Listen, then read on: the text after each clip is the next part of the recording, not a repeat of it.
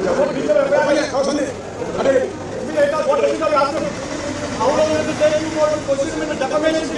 you know Tamil? Sir, Tamil में क्या कर रहा है? यवना Rao Don't you know Tamil? Sir, Tamil में क्या कर रहा है? यवना Rao Honorable Chief Minister has said that such spinal cord should be served and legislators should be closed within the halls of assembly. It is to say that the brain should not function. ஒரு மூளை தான் உடம்புல எல்லாத்தையுமே decide பண்ணுது. அந்த மூளையா அந்த நாட்டுக்கு இருக்கக்கூடிய அந்த நாட்டுடைய சட்டமன்றம். அந்த சட்டமன்றத்துக்குள்ள எல்லா எம்எல்ஏக்களையும் அடைச்சு வைக்கணும் அப்படின்னு இந்த முதலமைச்சர் சொல்றாருன்னா அப்ப இந்த சட்டமன்ற இதை வந்து கைப்பற்றி அவர் My dear brother Akshay, I hope you didn't understand what our Honorable CM said in Karur meeting.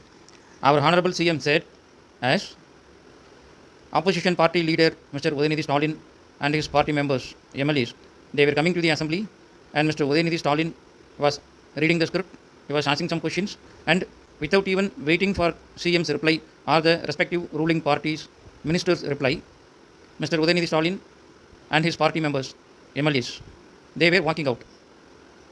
This was the reason our Honorable CM said we can close the door so that opposition party leader Mr. Udayanidhi Stalin and his MLAs, they would be able to sit till the ruling party ministers answers to the query.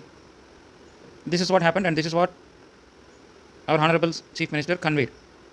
இப்போ தமிழில் சொல்கிறேன், CM Vijay என்ன சொன்னார் அப்படின்னு சொன்னால், உதயநிதி ஸ்டாலின் வர்றாரு, அவங்க party members அவங்களால் தேர்ந்தெடுக்கப்பட்ட திமுக எம்எல்ஏக்களும் வர்றாங்க, கேள்விகள் கேட்குறாங்க, கேட்டுட்டு பதிலுக்கு கூட காத்திருக்காமல் அப்படியே வந்து வெளியில் போயிடுறாங்க. அவங்க உள்ளே இருந்த நேரத்தை விட வெளியில் போயிடுறாங்க அப்படியே. அதனால தான் நம்ம நண்பர் ஒருத்தர் சொன்னார், இனிமேல் வந்து சட்டமன்ற கதவுகளை மூடிவிடலாம், மூடிட்டோம் அப்படின்னு சொன்னால் அவங்க வந்து உள்ளே இருப்பாங்க. ஆளுங்கட்சியினுடைய பிரதிநிதிகள், எம்எல்ஏக்கள், அமைச்சர்கள், முதல்வர் எல்லாரும் எதிர்கட்சியினுடைய கேள்விகளுக்கு பதில் சொல்வார்கள்.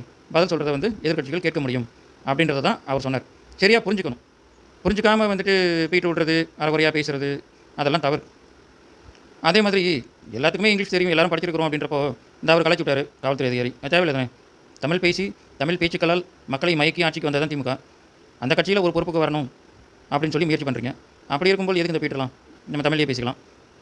அப்புறமா வந்து முதலுடைய மகன் இல்லை, அவருடைய மகன் அவரோட இல்லை அப்படின்லாம் பேசுனீங்க. நல்லது தானே, வாரிசு அரசியல் வராதில்ல. இப்போது உங்கள் தந்தை வந்து கைது செய்யப்பட்டிருக்கார், நீங்கள் அதை ஒரு வாய்ப்பாக பயன்படுத்திக்கிட்டு இங்கே வந்து பேட்டி கொடுத்துட்ருக்கீங்க, கொந்தளிக்கிறீங்க, குமுறுறீங்க அப்படின்லாம் வந்து செய்திகள் வருது. இதை வச்சு ஏதாவது ஒரு பதவி வந்து வழக்கறிஞர் அணியில், இளைஞர் அணியில் உங்களுக்கு கிடைக்கிறதுக்கான வாய்ப்புகள் இருக்குது, இல்லை கேட்டு பெறலாம். போன வட்டமாக தான் பண்ணீங்க. முன்னாள் முதல்வர் மு.க. ஸ்டாலின் அவர்கள் ஏர்போர்ட்டுக்கு வந்தபொழுது நீதி அரசர் அவர்களை சொல்கிறேன் அப்படின்னு சொல்லிட்டு தேவையில்லாமல் கோஷம் போட்டு கடைசியில் அந்த காவல்துறையை வந்து உங்களை கூட்டிகிட்டு போச்சு வாய் பற்றி இப்படிலாம் சத்தம் போடக்கூடாதுன்னு சொல்லிட்டு.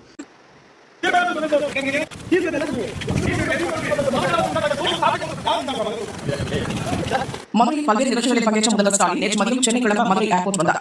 அவரை வரவேற்ற தொண்டர்கள் கோஷங்கள் எழுப்பினர். அப்போது ஒருவர் திருப்பரங்குன்றத்தில் தீபம் ஏற்றுவது தொடர்பான வழக்கில் நீதிபதி தீர்ப்புக்கு எதிராக கோஷங்களை எழுப்பினார். அவரை போலீசார் வேகமாக அழைத்துச் சென்று ஜீப்பில் ஏற்றினர். நிருபர்கள் என்ன கோஷம் எழுப்பினீர்கள் என கேட்டதற்கு திருப்பரங்குன்றம் விவகாரத்தில் மத கலவரத்தை தூண்டுகின்றனர் என்றார். போலீசார் அந்த நபரின் வாயை மூடி அழைத்துச் சென்றனர்.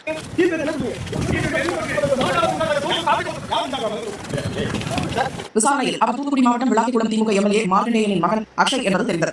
டெல்லி சட்டக்கல்லூரியில் படிக்கிறார். அவரை போலீசார் எச்சரித்தாலும் வைத்தனர். இது தொடர்பாக அக்ஷய் தன் தந்தை மார்கண்டேயனுடன் விளக்கம் அளித்தார். ஒரு சட்டப்பையும் மாணவனாக நான் டெல்லியில் பயின்று வந்து கொண்டிருக்கிறேன். சட்டம் படிக்கிறவங்களுக்கு இதெல்லாம் தெரிஞ்சிருக்கணும். அந்த மாதிரி ஆகிப்போச்சு. முதலுடைய மகன் அவருடன் இல்லாமல் நல்லது தானே.